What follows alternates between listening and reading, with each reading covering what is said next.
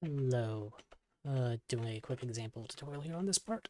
So you can read the documentation for more details on stuff like this, but here we shall Alt drag this in order to get a new train car, and then Alt drag out to get a second one. So this will be our new little example train. What we need here inside of the minecart, we have the train controller component inside of there. That is the other piece which can be found here. Train controller BP, it gets added in.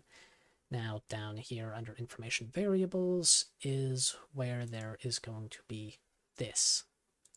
It references actors, which means it won't show up in the blueprint itself. You can only find it out in places like this or in event graph references.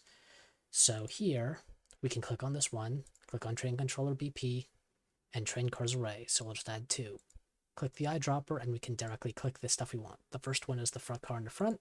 Second one is the car behind. So this one will be the engine and this one's going to be the following first car.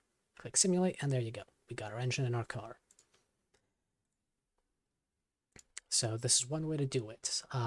Just in a rough example, since we're pre-placing things in the world for when the level spawns, this is one way to do it. However, if you start modifying and moving stuff around in your level, these types of exposed references to other actors will sometimes get broken. So you can do this for quick testing, or if you know you're not going to mess with something anymore, but a better, in my opinion, way to do it is blueprints, open level blueprint. Now, here we have the example of the other train cars and stuff, but we'll make a new one referencing these. Select the car, and then you can right click and create a reference. Select the other one, right click, create a reference. So now take this, make array, since we want a train car array. So we got our two actors there. And then from that first cart, which is going to be the engine, we will get train controller BP, since it's got the train controller component. That's where we need to actually set this variable into, like we were doing over here. For this, there's a update train array node you can just call. So drag off update train array. And now we can just take this and plug it in. And from down here, drag up to here. If you use the update train array, it will actually automatically duplicate this array value to all following train cars in the array from the engine. So we don't actually have to call this on the engine. You could call it on the others if you want, but the engine's all that's necessary in most cases.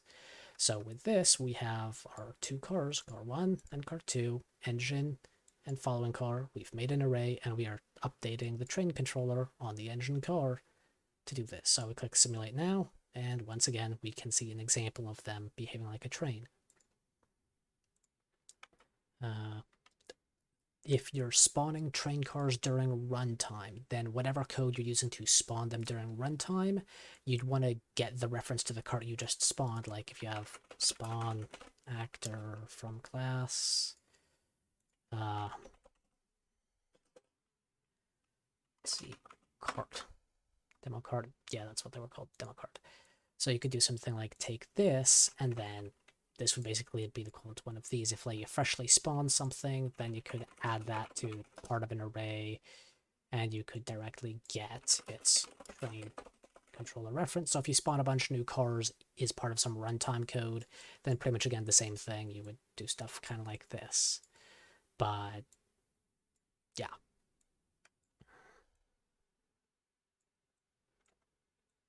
So you might do something like this if you're spawning stuff, and then you spawn 3 cars and want them all to be part of it, then you'd spawn 3 of them, put them into the array, and set it up like that.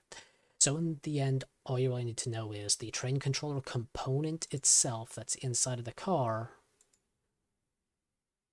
the train controller component that you've put inside of your train car, that's the thing that you need to make an array and tell it the train array, which you can also potentially access this way. I mean, you could just take this thing and then do a set train or get train cars array. There you can do gets and sets more directly, but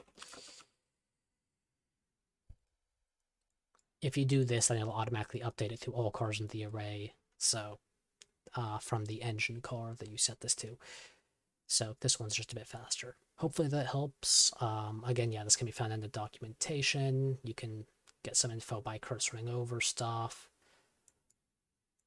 there is not really space to have everything listed here, unfortunately. But yeah, hopefully that helps. If you need any further details, then yeah, reply.